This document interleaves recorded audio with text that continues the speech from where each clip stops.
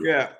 Yeah. So Tommy, you got look at they're doing push-ups. Can't play with them.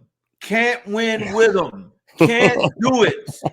So did you see that? They were doing the push-ups. Navy just scored again. Navy-Army game. Navy just scored. They're up 14-0, and they do those push-ups. Yeah, I don't care about those two crappy teams. No, I like them. I like Navy. I like their old school way of playing, and I like Army's old school way of playing. But my favorite, because I like how they do their game. You got to give these guys respect. Good. These guys don't even sleep. They're up early morning. They got all these classes, all this other stuff they got to do. Then they got to do practice. I don't even know how they do it. But guess what? My favorite service team is the Air Force Academy. Yeah, and you know why? Because I love that little wing tee or wishbone thing they do. Whatever that thing is, they do. Yeah. Is it a wing tee? It was like the triple option, the wishbone triple option, but they stopped doing that years ago. Though they don't do that no more. They should do it. It was very successful. It was successful in the 80s. I mean, they're no good. Those teams are no good. They don't get. I mean, this Army team was about as good as there's been in years. I mean, they were up there. They got 9 wins or something, right? I mean, but they were top 25, and Navy was top 25 for a while. Yeah, I think what they did was I think they eased the restrictions. Because in years past, when Roger Staubach played for Navy and he won the Heisman Trophy in the early 60s, he had a 5-year naval commitment after he graduated from college. Yeah. So I think that they eased those restrictions. I think they don't make you serve the 5 years anymore after college. Oh. I think that's why they're getting better players. Yeah, you're right. Army's 11-1, Navy's 8-3, so they're good. Yeah, at one time they both were ranked like 20, like Army was 24 and Navy was 25 or something like that. Army's 22 right now. Yeah, I like both these teams, but Air Force is my favorite team. But I don't know what it is. I like just their old school way of playing, and I give these guys a lot of respect because all the other stuff they have to do, like in school, and all the other physical stuff for being an officer and all that. I mean, it's there. But the thing is, the funniest thing about it all is this, because obviously, mental errors and penalties and things that guys do, right, could cause a bad thing for a team, which obviously will segue. You're going to segue into something that was bad for a team. But the thing about these guys, because they're so disciplined, they're so smart, they everything they do is so precise. Like, I know they get penalties, but these guys, like, when you watch them, you can just tell how smart they are and how much they practice and how everything's so detailed. It's just freaky. Yeah, you think so?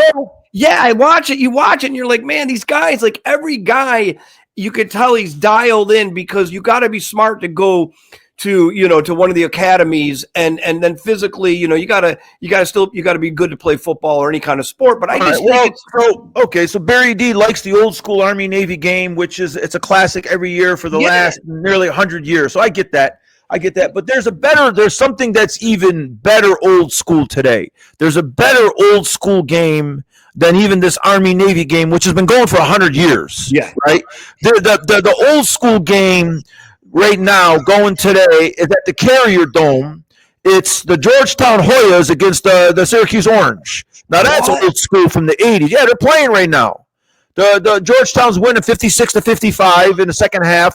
Georgetown 7-2. Syracuse is 5-4. Neither one of these teams are top teams anymore in the nation like they were back in the 80s. Back in the 80s, this Georgetown-Syracuse game was the greatest game, and they would play 3 times a year. They would meet twice in the regular season, and they would always meet in the conference tournament, and they had some legendary games in the conference tournament back in the 80s. So this is the real old school that's more pertinent for you and I. So let me ask you something.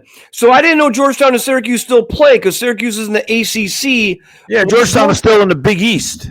Yeah, so I didn't know they crossed over. They still played. I thought they still managed to get 1 game a year in, which I think that they schedule it. They get it in the it's always in the preseason. Like the conference schedule hasn't started yet. It starts usually after the holidays. So they always manage to play around this time. And I think that they do it, because these two programs You know, they're legendary programs, and also I'm sure that Syracuse wants this game every year because they've always recruited out of Georgetown's backyard. Yeah, DeMatha, right? They went to DeMatha, they went to Baltimore Dunbar, they went to Dunbar, you know, they went to DC high schools. So Syracuse wants to play Georgetown every year, like without a doubt. Yeah, because they wouldn't really want to play the other old school teams from that league was St. John's, Seton Hall. Oh yeah, they would like to play St. John's still. I think they do play St. John's, like periodically they do. But yeah, like the Seton Halls, you know, and the Villanovas, like we don't get to play them anymore. You know, Connecticut, UConn. Remember the UConn games? And you know the other thing about it, like you said, it's good for recruiting because Philly's got a lot of good ball players too. It's good for, and obviously New York City, St. John's, and Seton Hall, like, you know, it's Jersey, but it's still New York. But the thing is too, I think it's good that they do play. It was a shame that the league, you know, kind of, you know, Syracuse left and all that. But, you know, I know that they brought in Creighton, right, and some other teams. Didn't they bring in a couple other teams? Yeah, I mean, listen, Jim Boeheim said it best. Jim Boeheim said, we don't want to leave the Big East. No. You know, the Big East was great, even for football back in the day. Yeah. The Big East was great. But Jim Boeheim said that football dictates where these colleges go because of the television contracts. So they have to go. Like Syracuse had to go to the ACC, and UConn couldn't go to the ACC because they didn't have a big enough football program. Yeah, you know, and so I mean, of course, you know, now they have DePaul and they have Creighton, you know, and they have like, I mean, they even have like, do they have like the St. Louis Billikens? I mean, they even have other weird teams in there, you know, like, I don't know. They got other teams in there. Is Xavier in there? No, they're not in there, right? Xavier? No, I think Xavier's still in that conference that they were in, you know, the Horizon or one of those conferences. I don't know. But I think they do. I don't know how many games they have open that they could play, like a St. John's or Seton Hall or Villanova. They're obviously playing Georgetown because I think they have to do that too, because you have to remember the Northeast. I mean, we grew up here. The geography of it, like, you know, for a game of Syracuse against Villanova in Philly or in Syracuse, it's big stuff. Wow. Georgetown, for the Syracuse to go play Georgetown in Washington, D.C. People, like, you know, go to those games in this whole eastern seaboard up Northeast. They'll travel to a game. Yeah. That kind of stuff, especially the old school people. So today's game's at the Dome. It's not called Carrier Dome anymore. It's oh, come on. What? Yeah, no, it's called JN something. The Carrier is the only big business in that town. No, it closed. No, they closed. They're done. So wasn't it an air conditioning company or something like that? Yeah, Carrier was huge. They were a very prominent air conditioning heating company. They're gone now. They don't even have a plant in Syracuse anymore. And I think it's called JNA Cellular. I don't know what, some weird thing. Like, look up, if you go to the ESPN app and then go Gamecast, and then on the bottom it says where it is, you know, where the game is and the weather, it's going to say the name of the dome, or just look it up. It's the JMA Wireless Dome. What is that? What is JMA Wireless? It's not even T-Mobile. They couldn't even get T-Mobile or Verizon. Or even Mint Mobile. They could have got that actor. He's got that Mint Mobile thing. What's that guy's name? Ryan Reynolds? Is that his name? He owns that Mint Mobile. Like, I don't even know what that cellular thing is. It's probably something they sell in those crappy like stores upstate that have bongs and, you know, all this, you know, all this other stuff, weird stuff, and they probably sell like prepaid phones or something. It doesn't make any sense. That's hilarious. I don't even know. Yeah, you didn't know Carrier closed, huh? The plant. I mean, I should have known. I mean, come on. Why would they keep it that, you know? They all close. Yeah, they all close. But you know what? It's interesting that game's on. We grew up upstate, big CUSE fans. And the interesting thing about that game being on now also, and talking about the old times, and, you know, because, you know, let's face it, that Big East basically launched ESPN. I mean, come on. I mean, the Big East and ESPN, you know. Well, you know, Dave Gavitt was the old coach of the Providence Friars back in the 70s when Providence played in the Final Four, I think, in the 70s, right? The Big East was Dave Gavitt's idea. Yep. So Dave Gavitt originally pitched the Big East as a conference. He pitched it to ESPN, and Dave Gavitt the reason he pitched the conference was the big cities. was New York, Boston College, Great Villanova for Philly, Georgetown for DC. You know, so he was pitching the big cities. He pitched the television markets. So he was the first one. He was ahead of its time. You know, the conferences were never formed for television networks. You know, the old Southwestern Conference, you know, with Texas and Texas A&M and SMU, that wasn't formed. They were formed regionally. You know, the SEC was formed regionally back in the 30s, 40s, 50s. When they formed these conferences, they did it so these schools, they were all located nearby. The Big East was the first conference that was put together based off of television markets, and now that's everything in college sports. Yeah, it was way ahead of its time. Television markets, yeah. And ESPN was just starting out, so that was a big get for ESPN, bigger than they probably thought. I went to Providence. I visited Providence a couple times. They got a Dave Gavitt Way street. It's called Dave Gavitt Way. Well, Dave Gavitt changed the way sports, the way college sports, you know, the way it's delivered to us. Dave Gavitt, it was his first brainchild to put a conference together based off of television, based off of you know, the television markets. It was such a brilliant idea. And again, getting back to the connection of all this, like, unfortunately, it was this week or last week that Lou CARNESECCA passed away. Yeah, Georgetown. Well, John Thompson passed away years ago. Yep. Louis C. passed away. Jim Calhoun and Jim Boeheim, they both coached until basically, you know, the schools had to push him out. Like Calhoun would have still been there. You know, he kept getting in bicycle accidents. He kept falling off his bike, you know, getting hurt. And then Boeheim, you know, I think the school just basically forced him out, even though Boeheim did better than his kid, the kid here, Adrian Autry. Adrian Autry's having a hard time, you know. I mean, Boeheim was struggling too, but Boeheim would still get the team up there every other year. But they're no good now. I watched them. They stink. But I thought it was sad that CARNESECCA, he was like 99. He was old. He was really 99. Old. Yeah. And I felt bad, but I thought it was interesting that Pitino wore that sweater. Remember, he had all those weird sweaters, CARNESECCA? Yeah. And Pitino had one that was exactly the same, and he wore it like the next game right after CARNESECCA died. And also, Raleigh Massimino, he died, right? Yeah, Raleigh passed away. Yeah, that freaking guy was good. The characters, it's like central casting. When we were growing up, people don't get how fantastic it was. It was the best thing about living up there. The Big East Conference and basketball, it was the best thing. And no one really understands the characters. Like, you just named all the coaches, and all of them had their own character, personality, weirdness. It was great.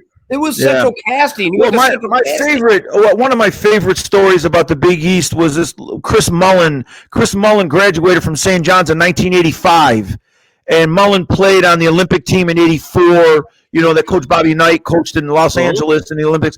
And Mullen had this great story. He said that you know, he signed with St. John's in '82 or whatever it was, like '81, '82. He signed with St. John's. He was going to go to St. John's, and he said that you know, all the guys, you know, from New York, you know, they all played, you know, they all played against each other, like whether it was on the, you know, on the playgrounds or whatever, they all played against each other. And he said, when one of us signed with St. John's or with one of the Syracuse or whatever it was, if we bumped into them, we would recruit them to the other school. So Mullen bumped into Ed Pinckney, who was also from New York. And you know, Mullen signed with St. John's, and Mullen told Pinckney, "You got to go sign with Villanova. Like, you should sign with Nova. You know, we'll play against each other." And he said that we recruited the other guys to the other schools in the Big East. So it was great. I mean, back then they all played with each other in high school in either DC or Baltimore or Philly or New York. And then when they signed with a school in the Big East, they would tell the other guy, "Go sign with Syracuse or go sign with Georgetown. We'll play against each other."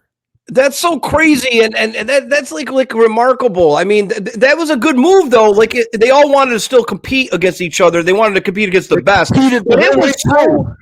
I just remember as a kid how great it was. So then we'd go to the Y and play hoops at the Y as young kids, and we always wanted to be like the Big East. Like, it was weird. Like, I remember, like, everybody loved the Big East.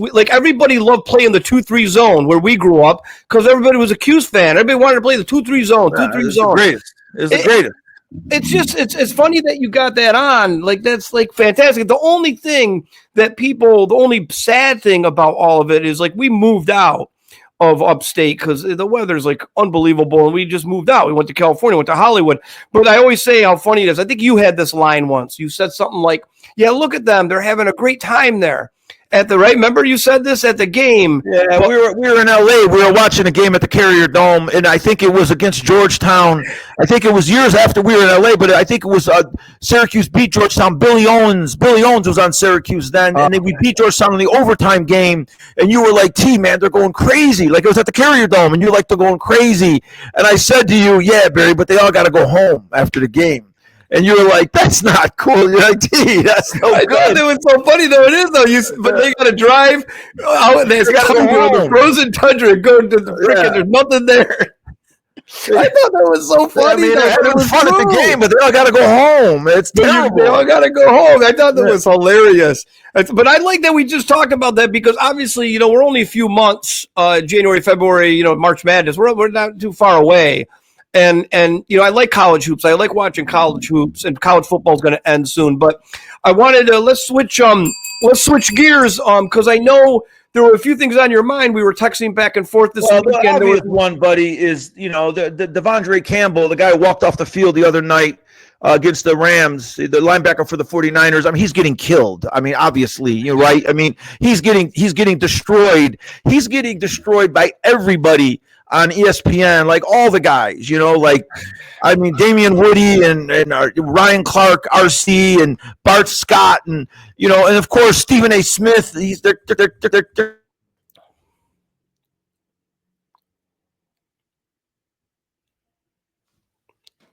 Are you there?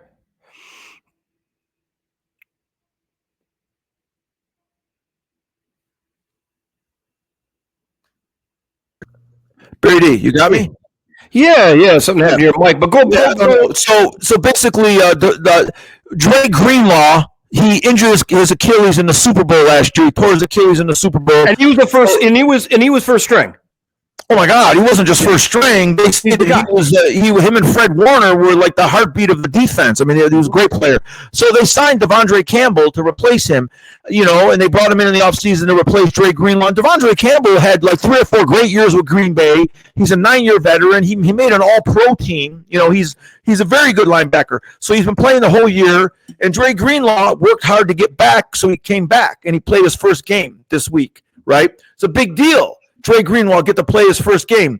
Well, I guess he got hurt, or he came out of the game at halftime. I guess his knee was bothering him, or his knee stiffened up. You know, so they sent in. So they tried to send Devondre Campbell into the game, and he told them, "No, I'm not playing." And so I don't know specifically what the exchange was on the sideline, but basically they cut to Devondre Campbell walking off the field, going to the locker room, you know. So it was like remember when Antonio Brown did a strip tease off the field? Remember, it was the same thing. It was just in the middle of the game. He just walked off the field. The only thing is, he didn't take off his clothes. He didn't take off his helmet, his shoulder pads, to throw it all down. Antonio Brown ended up with just wearing his pants only when he got the locker room. Yeah, that was like a mental fucking. Yeah, he had a breakdown. But Devondre Campbell just walked off the field, walked into the locker room, and then after the game, they asked Shanahan, and he said, yeah, he didn't want to go in the game. So, you know, we sent him to the locker room. And then, of course, the players, you know, the Kittle and, you know, the Travarius Ward, the cornerback, I mean, you know, they were like, we don't want him on the team. You know, nobody wants him on the team. Understandably, you know, you can't just refuse to go in a game. Not in the NFL. I mean, not in high school. Listen, Barry D, if you and I were on the varsity basketball team, and they had to put in the backup point guard, and he said, "No, I ain't going in. You didn't start me. I ain't going in." We wouldn't want him on our team. Like, no, we'd be like, "Get out of here." No, and it just they would drag you off the bench and push you onto the court. Yeah, what's wrong? Well, that's the thing. Like, I don't get this guy. Let me ask you this: he knew Greenlaw was coming back. Was he bummed out about that? But that's how it goes. Nobody knows. I mean, what people are saying is, I saw the other guy, the guy on Speak for Yourself, the ex linebacker. I don't even know his name. He's with that girl Joy Taylor. You know Joy Taylor, that show that Joy Taylor does. The guy wasn't she married to Derek, or the basketball player from Michigan? One of those Fab Five guys. Wasn't she married to? No, that's the one on First Take. Oh, see, I get those girls all confused. That's the one at First Take. She was married to Jalen Rose. But anyway, the guy on the show, he's a linebacker. He's got a brother that played linebacker too. He says that Devondre Campbell planned it. He claims that Devondre Campbell knew 4 hours before the game that he wasn't going to play. Like, he claims that this was planned. He claims that Devondre Campbell said in his mind that if they come to me, I ain't going in. I'm not going in. I mean, but listen, it's a terrible thing that this guy did this. Understandably, like, it's obvious that he screwed up and his career's in jeopardy. But to watch the guys on ESPN, you know, they're more appalled at this than, you know, Michael Vick killing a bunch of dogs, or the other guy, you know, the other guy who was driving drunk killed that guy crossing the street. I mean, you know, they're getting a little carried away with the criticism. Understandably, it's a terrible thing to do. But the NFL, the ex-NFL players, they hate this more than anything. You know, I mean, it's a little out of context. You know what I'm saying? Like, yeah. It's like, I mean, I don't think the guy's going to play again. It's going to be hard pressed to bring him on a team, you know, but that's how it is, though. Like, if you walk off the field in the middle of a game, it's worse than committing a crime away from the stadium. And so, do you think it had to be he was butthurt because he knew that Greenlaw was back, and he was now I'm going to be second string, but that's how life is. I don't think the why matters. Well, I guess I guess you're right. I'm trying to rationalize what he was thinking. Nobody cares. Because the other thing they're saying is that there's a couple players on the team. I guess that Fred Warner, the other linebacker, has been playing with a fractured ankle. He's been playing with a broken ankle. I think Trent Williams, the all-pro tackle, his wife gave birth to a stillborn baby during the season. Yep. Okay, he's playing. And then Travarius Ward, I didn't know this, the starting cornerback, he had lost his 1-year-old infant passed away during the season. I didn't know that they had all this tragedy on the team. So, you know, they're saying that, I mean, if this guy's bummed out that someone took his job, this is the wrong team. It's the wrong team to do that. This team has gone through a ton of tragedy this year. The other guy, the rookie wide receiver, Ricky Pearsall, he got shot. Yeah. He got shot to begin the season. He's back playing. So, you know, this is the worst. This guy has made the biggest mistake ever. This is the worst thing he ever could have done. No, and just walk off the field. And no one really knows why. And like you said, it doesn't matter. It doesn't matter. But it has to be something with that, which is so childish because, you know, he knows when Greenlaw comes back, he's going to go in. Now, Greenlaw got hurt again. Now you go back in. It's a team sport. Like, I hate to be corny here, but that's why there's no I in team. You know, that's the corniest thing that's ever said, but it's true. And then I don't get, like, so he did plan it because he could have just said, "I'm not feeling good. I can't play today." If he, you know, here's the other thing, though. I'm gonna give the guy a small benefit here. Small benefit of the doubt. Maybe he wasn't mentally prepared to play. Maybe he wasn't. Maybe maybe he intended. You know, he intended to be ready when the game started. He intended to be ready. Maybe he thought that he was gonna. The other thing is this. Maybe he thought that he was going to rotate in during the game a little bit in the first half. So maybe after halftime, maybe he mentally checked out. And in that game, if you're not mentally prepared to play, you could get hurt. So, you know, again, just give him the small benefit of the doubt. And I'm surprised that no one else that covers this game with ESPN or Fox Sports isn't doing the same thing. It's possible that at the time that they asked him to go back in the game, he just wasn't mentally ready. He just was like, you know what? I can't step up right now. I mean, he was pissed. He was hurt, whatever it was. And if that's the case, you know, I mean, he could stand in front of the team and just say, listen, guys, I wasn't prepared to play at that time when they asked me. I should have been. I'm sorry. He could do that. But the problem was he walked off the field. Well, maybe Right? they threw him out. I don't know. Maybe they threw him out. Maybe when he refused to go in the game, maybe the coach said, then get off the field. Like, I don't know. And what kind of contract did this guy have? He signed a 1-year, $5 million contract. I did the math. I sent you the math. I think he makes a $274,000 a game. And how much is guaranteed of that? I don't think the full thing is guaranteed, but he's made over $39 million, buddy. All right. In his career. He's made almost $40 million. I mean, he makes $294,000 a game.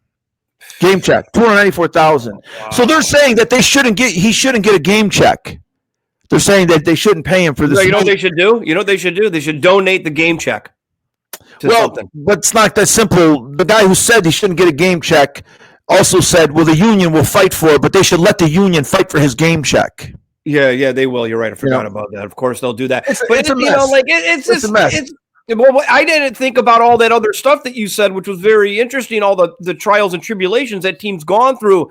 Like, he obviously is a selfish guy. He never even thought of those things. You brought those up. I didn't even know about – I knew about the guy getting shot, but these other ones you brought up, it's like these guys are stepping up. He's really not a good guy to have on the team, obviously. I mean, God, he's a cancer. Yeah, it's terrible. And didn't this happen before to the Niners – way back with a coach? Well, it happened. When I sent you the link, I wanted you to put up Michael Singletary. Mike Singletary coached the Niners in 2009, 2010, and they had a good player, Vernon Davis. Something happened with Vernon Davis, and Singletary sent him off the field, and then he gave a post-game speech that was in the same realm as Dennis Green. Remember, Dennis Green said, they are who we thought they are. They are who we thought they are. And then, of course, the famous one, Jim Morris saying playoffs.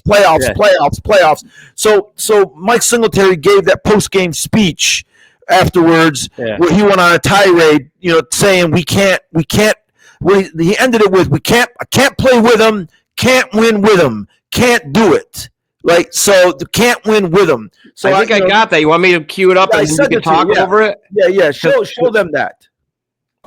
Vernon just, it was something that I told everybody at the very beginning of the week. I will not tolerate players that think it's about them when it's about the team. No. You know what? This is how I believe, okay? I'm from the old school. I believe this.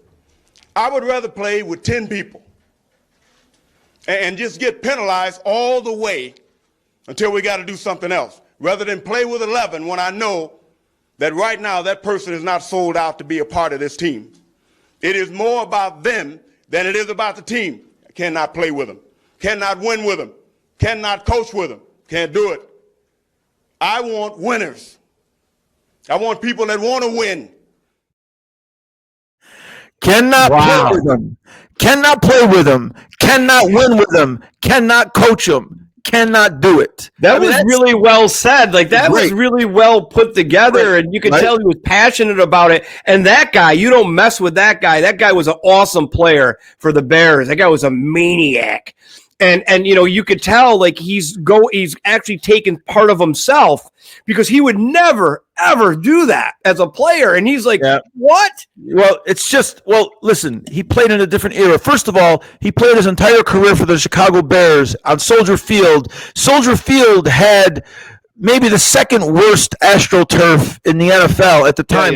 Veteran Stadium, the AstroTurf was like a millimeter thick. It was like getting tackled on your driveway. Soldier Field, it was like maybe a millimeter thicker. It was the worst field. Those guys, they basically played They played in the NFL on a freeway. They basically played on the street. And I don't even think they had the hot coils underneath it like they do now to melt this. I think it was just hard as a rock. Yeah, it was just Turf was hard anyway, but I don't even think they had the coils underneath. Like now, Green Bay and Chicago, they got the coils underneath. They got that grass field. The technology has made it really, fantastic. But those guys, they must have got hurt all the time. They must have been crushed. So, this guy, he made that speech back in 2009, right? When he was a coach of the Niners when they were terrible. But it holds true today, and of course, Kyle Shanahan's not that type of coach. He basically mumbled in the thing. He said no. He said he didn't want to play. And they asked him, well, what do you do now? And he says, well, I don't know. I don't think he's going to be part of the team.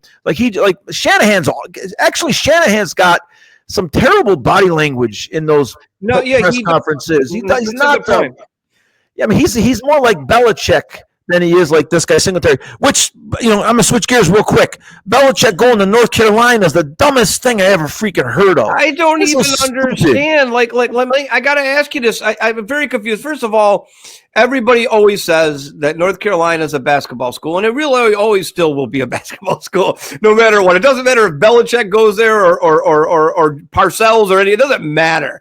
But the funny thing was, I didn't get it either because I got to ask you something. Belichick is doing like stuff on TV, right? He's getting paid, and he got paid well as a coach. And he's doing good, like on these things. Like I like him with Peyton Manning. They do this breakdown. It's a good contrast, those two guys. And so he's doing good on that. It's an easier gig than trying to coach a college or a pro team. He's got his young hot chick, 29 years old or something. The girl, like I don't know, she must be blind. Like she's out with him, like he's hot. It's like so stupid. Obviously, we know why she's with him, unless he's just the most charming man in the universe. But it's the funny thing. Not. Yeah, no, but so he got, and he's only getting $10 million. And then there might be some perks. So I'm thinking, how that's more? No, $10 million more. $10 million a year is more than he's going to make in the NFL. And is it more than? And how much do you think he's getting from the TV shit?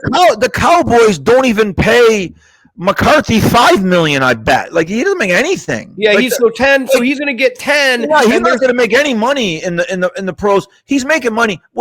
My thing with this is, he doesn't have the personality to coach in college.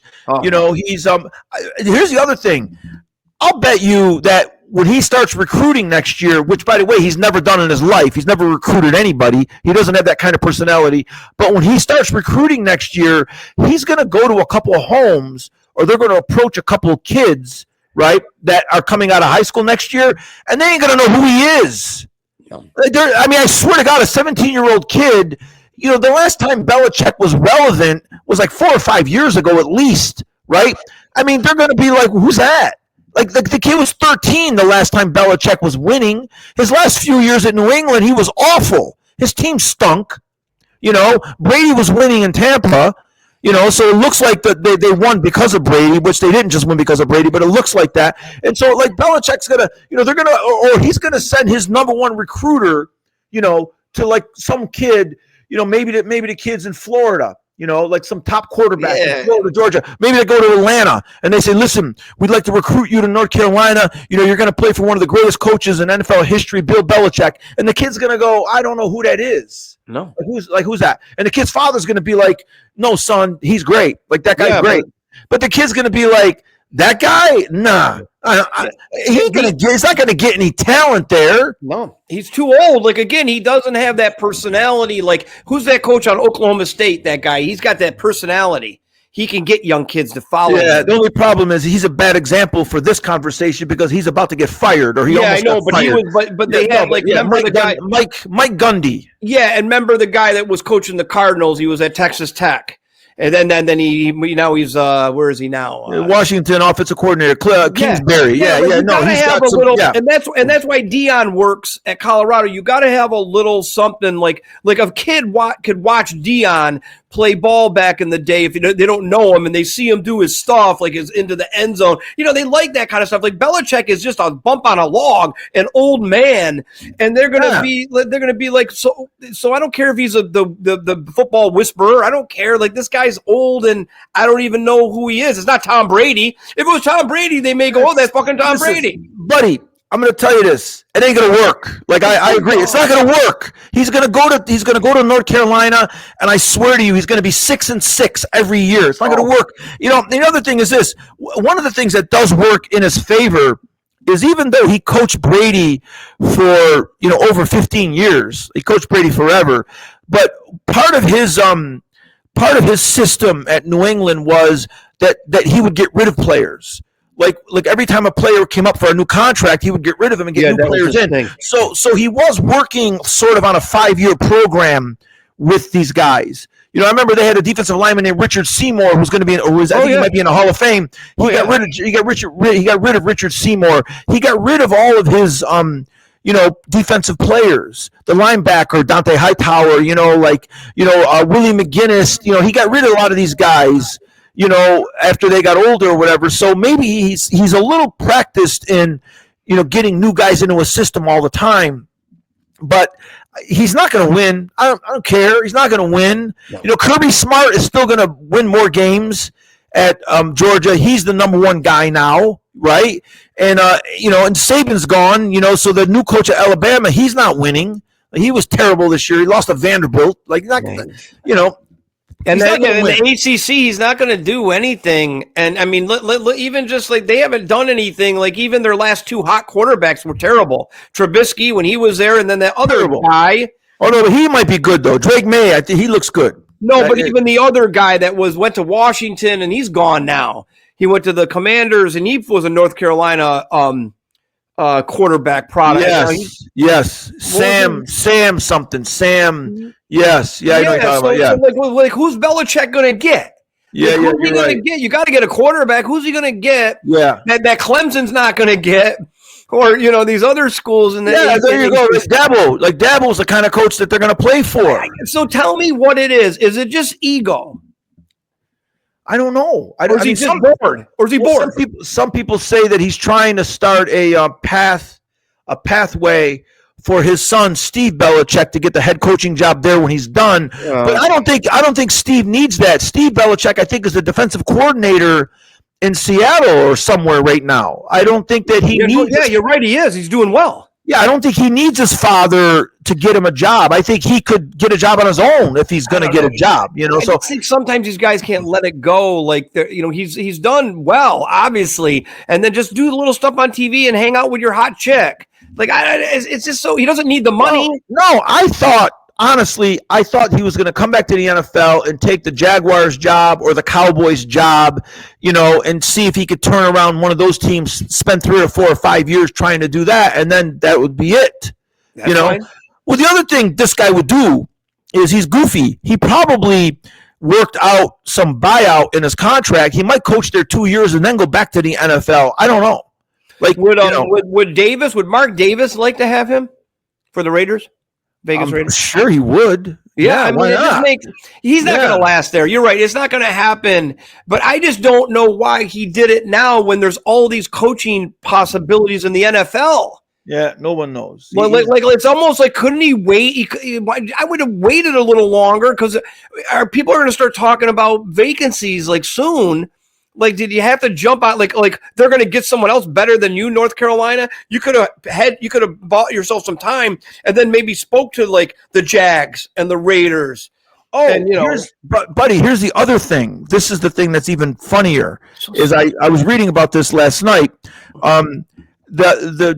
The AD, the athletic director at North Carolina, I think his name is like a Bubba or something. Like his name is like Bubba Cunningham or something, right? He wanted to approach one of the young coaches at Tulane University. Who was a really good coach at Tulane, right? He wanted to go after one of these young coaches that's doing good at one of the mid-majors and bring him up, move him in there. And I guess that one of the boosters did a separate coaching search. So there's not even a streamline in North Carolina where they all wanted him. But I think the the athletic director at North Carolina, I think he did a publicity stunt. I think he showed up at the press conference when they announced Belichick is a new coach. I think the AD showed up when he cut off the sleeves of his blazer. Oh, okay. Because Belichick cuts the sleeves off of the hoodie, right? So he's acting like he's all in, but he was conducting a separate coaching search. He was looking for a younger coach and maybe Tulane. Tulane's got some good offensive minds. Well, there's a coach at Tulane that did a fantastic job with this team, and they mentioned another coach that just got a big job, but he came from a mid-major. So, like they were saying that he was going to go after one of these young coaches because they just had Mac Brown back again for his second tour of duty there, and Mac Brown is older than Belichick, and he's in his late 70s. Yeah, so they didn't want another old coach. Him. Matt Brown was great when he coached Texas. Yeah, he was good. But, he had a lot of great players too. Like it was kind of hard to mess that up. But it's just stupid. I don't know. Like I don't have any thoughts about Belichick, either positive or negative. I still think that he's a good coach. He was a good coach with Cleveland Browns, and wasn't he a coach for the Jets for a while? No, that's the thing. He was a coach for the Jets for one day. Yeah, and then Cleveland was before. Yeah, for 5 years. Yeah, 5 years, I think. And where do you meet Parcells? In Cleveland? Well, no, he was Parcells' defensive coordinator. Well, he originally was like a linebackers coach. Yeah. He was like a position coach when Parcells took over the Giants in the 80s.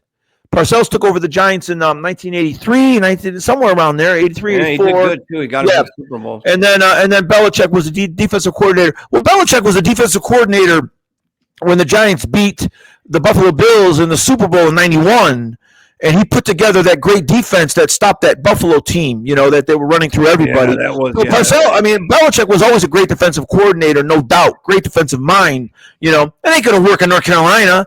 He ain't going to stop Georgia. Get out of here.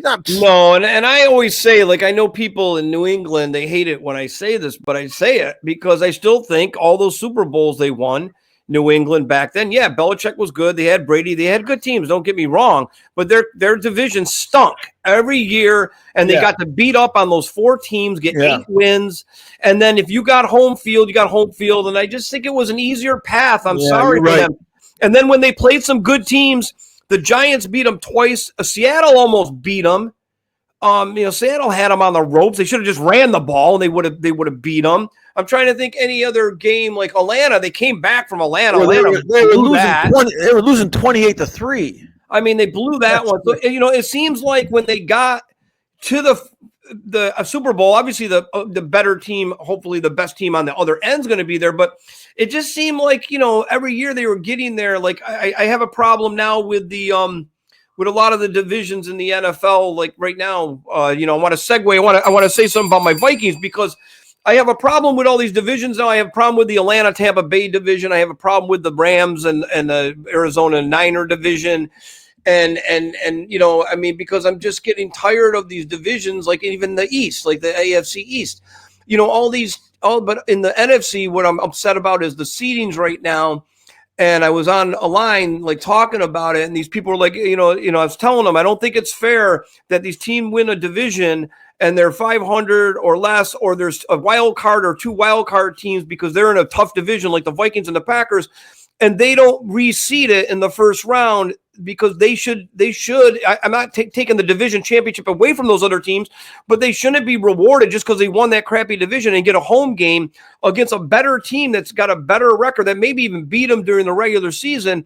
I just think if anything, if you're not going to reseed it like the NBA does, they just reseed right off the bat, and then they do their plan. If you're not going to do that, at least if there's a wild card team that didn't win a division that's got a better record than the team they're going to match up in the first round, give them a home game. Just give them the home game then, that game.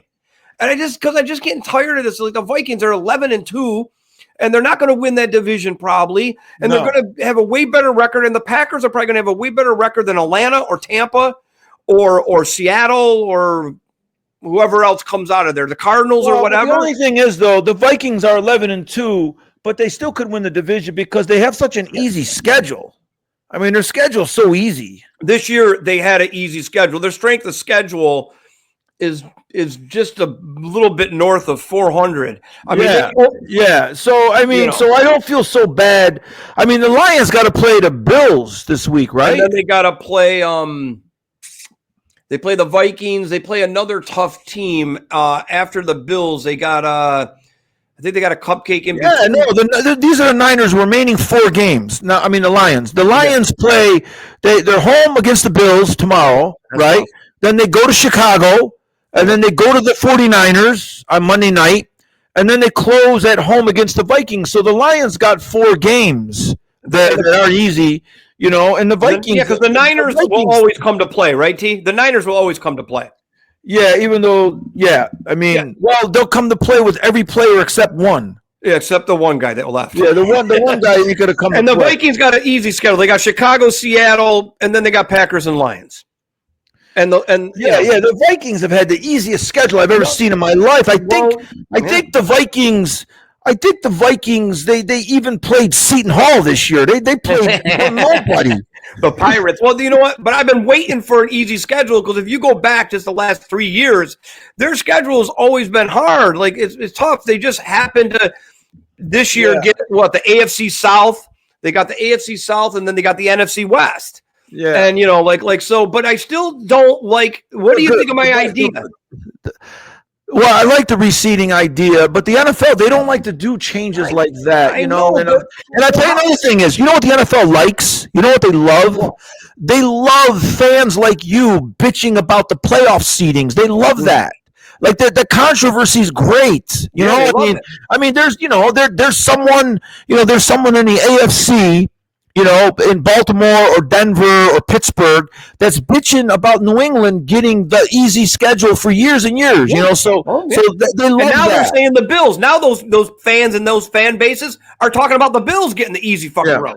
Listen, remember when the Vikings lost 4 Super Bowls and the Bills lost 4 Super Bowls? I remember when the Broncos lost 4 Super Bowls. Remember, all 4 of those teams, they all lost 4 Super Bowls in a row. And the reason they all lost those Super Bowls was because in the regular season, they were good, and so they got to host the playoffs. So the Rams would have to go up to Minnesota and play in a blizzard.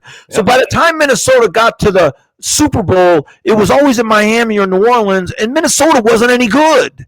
Same thing with Denver. When Denver had Elway, they were hosting games up in Mile High Stadium in terrible weather, and so then Denver would go to LA to play the Niners and give up 50 points. So it was like, and the Bills were the same way.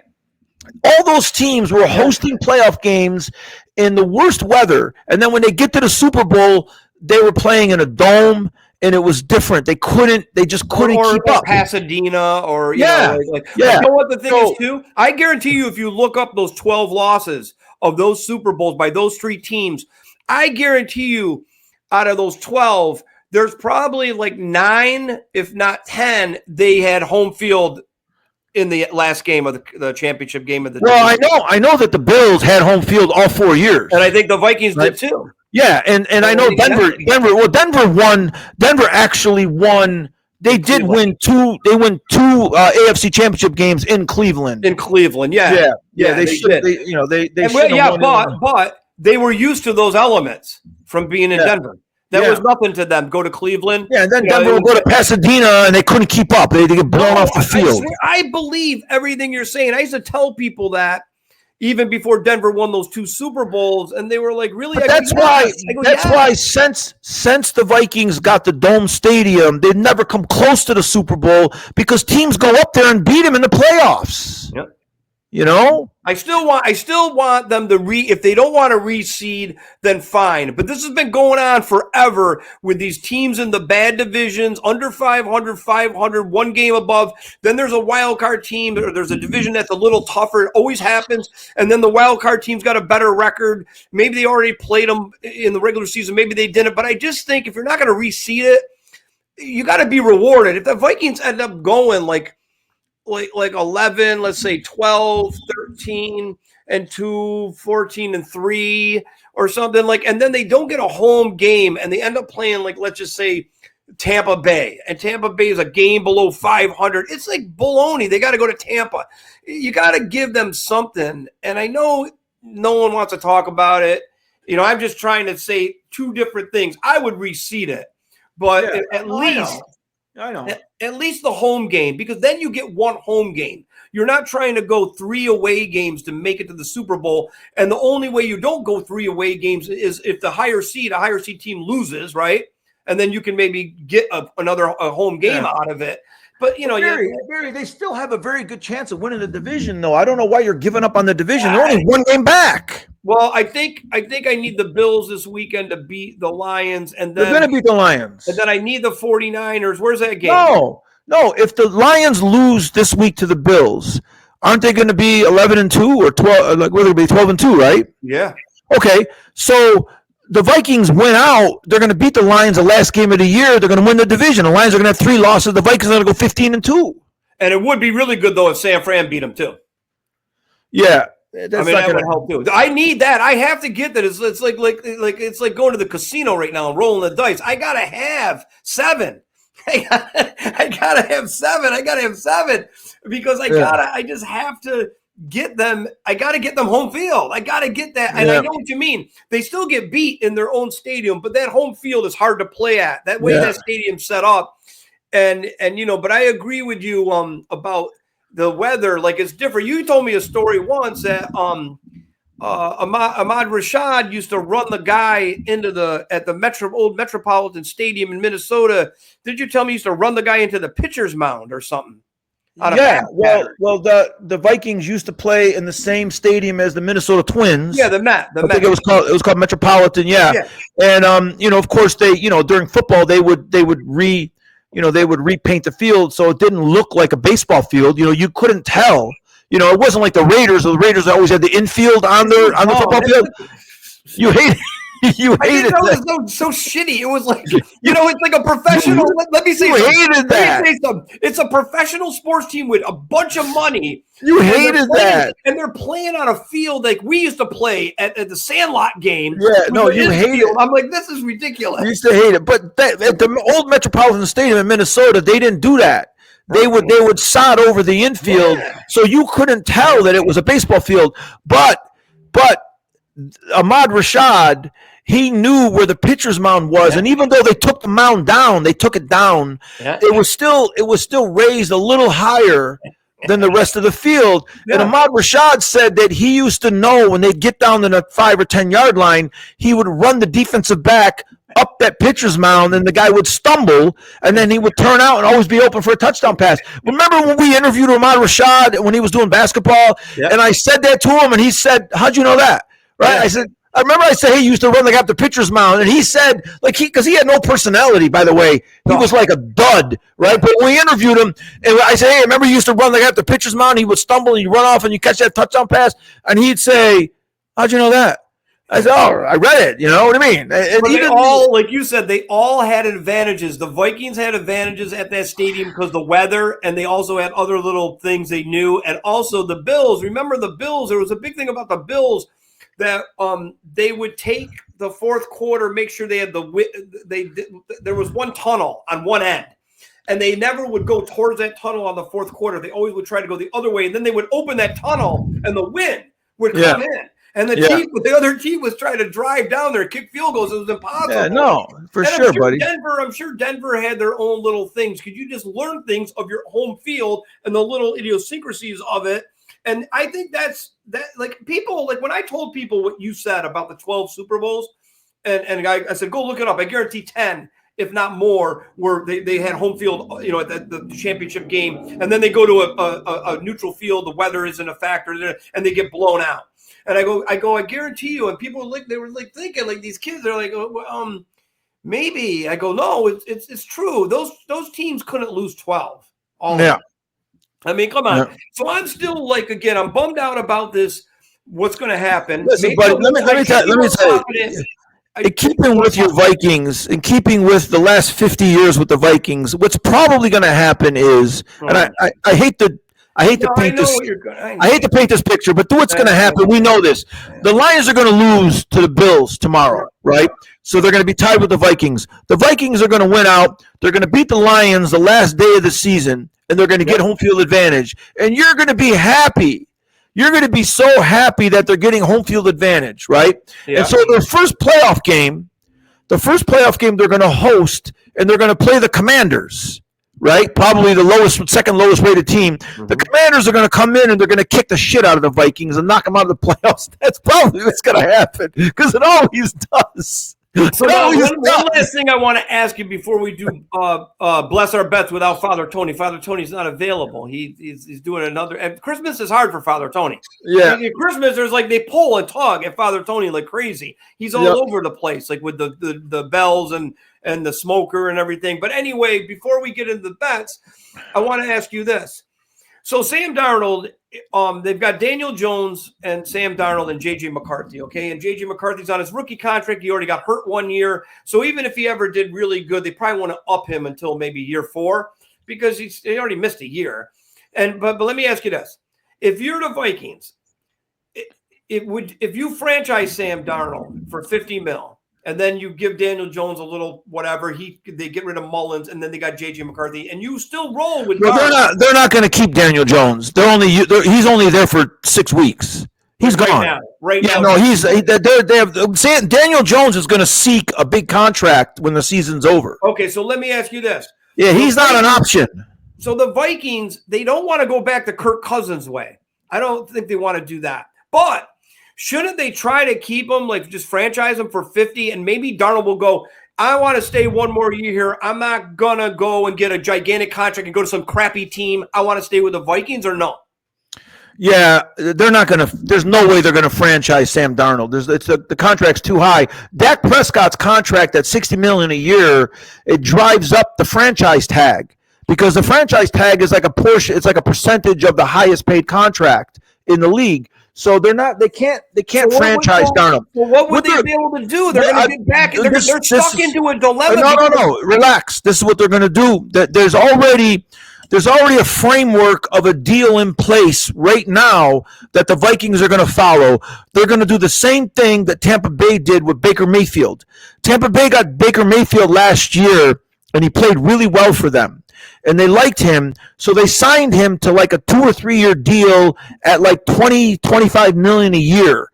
They gave him some guarantees, and they gave him a good deal, but it's nowhere near the bullshit Prescott or Cousins deals. Okay, nowhere near that. So what the Vikings are going to do is they're going to approach Darnold, and they're going to offer him either a 2 or 3 year deal at this medium range price.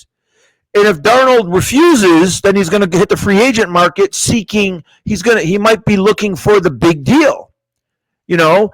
And the Vikings are going to try to work it out with him. And I'm sure that if they get him signed to a 2 year deal or something, it's going to give them some kind of room where if McCarthy does come back and play and he's as good as they think he's going to be, they can easily move Darnold. They can easily trade him for some good draft picks. And what do you think, Darnold? We can't read his mind, but do you think he'd rather stay in Minnesota on one of those deals than try to go to some crappy team for $200 million?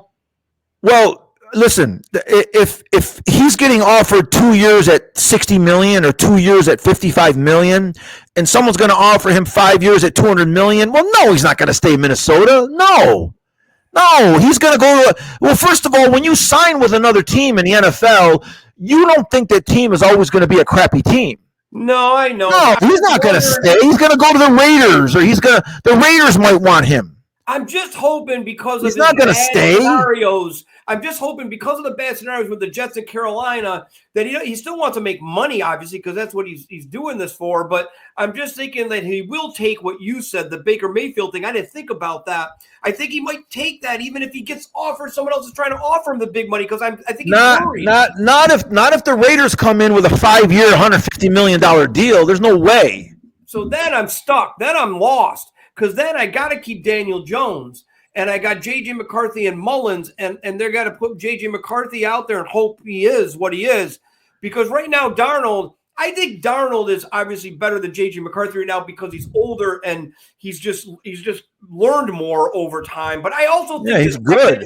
I just think technically too, his skill level, his toolbox is way fuller as a quarterback and what you need than J.J. McCarthy. I didn't see anything in college that showed me J.J. McCarthy. Well, what the Vikings were able to do with Darnold is it Cliff O'Connell? No, not Cliff O'Connell. Kevin O'Connell, right? Yeah. Kevin O'Connell, right? So what Kevin O'Connell has done with Darnold is he got him to stop turning over the ball. Yeah. Like the turnovers are down. I mean, that's basically all he's done. I mean, Darnold was always a talented guy. He's got an arm. But the turnovers would kill him. So, and then also, I mean, let's face it, he's got a lot of weapons. Now, I don't know about that tight end. Did that hacky sack guy? Did he come back? Yeah, he's back. He had one really good game. Then he had an okay game. They're spreading it around. He had a really good game against the Bears. He smoked the Bears in that overtime. Yeah, and this guy Addison, he stepped up. He played well lately too, right? I tell you, you watched that. Did you watch the Atlanta game? Oh my God! Oh, they killed him. I was so happy because I was like, I didn't want Cousins to get hurt, but I just wanted, in my mind, I needed to know as a Viking fan that they did the right thing, and they probably did the wrong thing by giving all that money the first time. But I was so happy that Darnold outplayed him like 5 TDs. I mean, the guy was moving around the pocket. Did you see that one? He moved in and out of the pocket and threw it to JJ. Cousins would have got crushed. He would have the statue. He just would have went down. Yeah, I agree. I totally agree, buddy. You know what Cousins goes down like? He goes down like those statues that they tear down in those third world countries when the people revolt. And you mean like Stalin, like the Stalin statue? Yeah, like they just did one in Syria. The statue goes, boom. That's how he looks in the pocket when he's moving around. He really can't move. Then he just falls.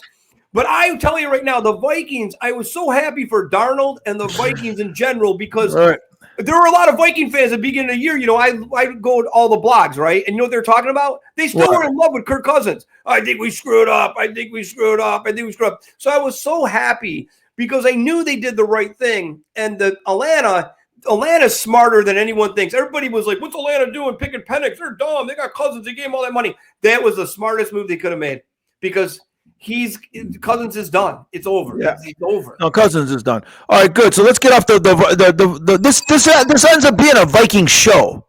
The Old Man and Sweats is a Viking show. We're a Viking show. We should just call it Old Men. Jesus, Old Men in Bloomington. Old Men in Bloomington. Or my buddy keeps telling me you should change it to Old Men in Shades.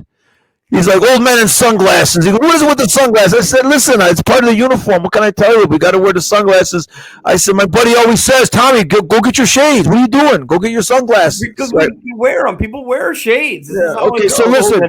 So now we're going to pick some teams. All right, let's go. Yeah, we're going to bless our bets without Father Tony. So last week, how did I do? You were 2-1. Okay, so I lost the Atlanta game. I'm 16-10. Like I know 16-9. I mean, it's crazy. I was 2-1. Yeah, you lost the last game. The last game I lost the over by a couple points. No, the last game was didn't you have the Rams and the Niners? No, Cincinnati Cowboys. I didn't win the over. Oh yeah. That was a low scoring game. Yeah, that's right. But Father Tony was not good. No, Father Tony, come on. I think it was 1-2 or 0-3. Yeah, he's not good. Father Tony can't keep up. Okay, so listen. Buddy, the reason I got such a winning record this year in betting is because I'm picking against the Cowboys every single week, and I'm winning. And this week they're going to lose again. Carolina with Chubba Hubbard. He's going to kill them. They're only -3 at home, Carolina. Listen, the Carolina Panthers are going to beat the Cowboys by at least 10. So that's my first pick. Love the Cowboys, right? Now, here's my pick of the year. My surprise pick of the year. Cleveland's going to beat Kansas City. Wow. Straight up. I got Cleveland over Kansas City. Kansas City is playing like shit. Listen, and the other thing is this. I don't know what the statistics are. Like, I haven't looked them up. But when you win a game on a last-second field goal on the last play of the game and it doinks in off the upright, my guess is that you lose the next week automatically. Karma's gonna be so. Cleveland is gonna harass. They're gonna harass Mahomes. They're going to sack Mahomes. And this guy, Winston, who's colorblind. He's crazy. But he's gonna smoke the hell out of Kansas City. So Cleveland's going to beat Kansas City. Are you going to take the points? Because it's -4.5 Kansas City. You going to want to take the +4.5 for the heck of it? Yeah, I got the +4.5. Yeah. All right. They're going to beat us up, but I'll take the +4.5. Right. Okay. You know, right? And so that's my second game. And then my third game is Buffalo's going to beat Detroit in Detroit. Yeah, and you got 2.5. You can get 2.5 there. You can add 2.5. You like Detroit's that one? Going to win 28-27, and I'm going to win that bet. I wonder, when did you start betting completely against the Cowboys? I bet the New Orleans game. The New Orleans was going to beat the Cowboys. I didn't touch the game the first game of the year. I didn't touch the Cowboys, right? Okay. And so then the second game I went New Orleans, and then I bet against the Cowboys the whole year. I lost against Pittsburgh when they got lucky and they scored a touchdown on their last drive. They got lucky, and then I got lucky against the Giants. They beat the Giants, but their kicker missed a field goal, and so the Giants had 5.5. The Cowboys won by 5. So I'm 8-2. With the Cowboys so that's big money. If people out there just bet how you were betting against the Cowboys for the 10 Listen. weeks. You were 8-2. That's a lot of money. The Cowboys stink. Like they That was a good stink. I love that strategy, like because some people won't stick with that, but that was I a stuck good with it. strategy. And listen, you don't see me veering off it now, do you? No, you keep going. yeah, I mean, you went with it last week, and the line was like 7 or 6.5, 6. Yeah, and they won by 7. You covered. I won. I mean, and that game didn't look like you were going to cover. And I then know, but Dallas just falls apart. Listen, buddy, they blocked the punt. They were going to win the game. There's a minute left. They blocked the punt, and then only in the Cowboys fashion, the other guy pulled a Leon Lett and touched the ball. I could not believe it. I'm like, who? This is what I want to know too. I don't know what sideline that was near. It doesn't matter because there's players on the field. But wasn't anyone telling him, get away, get away, No, get away? It was the Cowboys sideline, but there's no way that a player hears the sideline. Like there's no way he don't hear the sideline. And the other thing is, in defense of the guy, he was trying to catch the ball and return it. Like he was trying to go with it. Yeah, I know. It was hilarious. That thing bounced right off his arms, and then of course they were going to lose that game. That was hilarious. Oh yeah, right after that, you knew they were going to lose that game, and they were losing the game when Joe Burrow's house was getting robbed. And Joe Burrow's throwing the ball around, and they always do that. They always go rob the guy's house when he's playing. Yeah, they robbed Joe Burrow's house, like he was playing the game, and then he ends up and the house got robbed. But anyway, so you got, let's see here. I'm going to recap Tommy T's bets. Week 15, he's got the Bills plus 2.5. He's got the Panthers -3.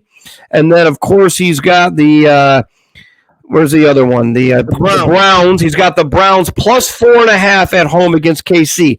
Now, my totals, I'm going to do my over-under. Barry's here right off the bat. I know your first over-under. I know exactly what your first over-under is. Which one? It's easy. Which one? It's going to be Miami-Houston. Yes, Miami-Houston. Yeah, I'm taking over. I know your picks, buddy. How come I know your picks? 46.5. I'll bet down to 46. What's the next one that's obvious? Well, the next one, you're going to take Buffalo-Detroit.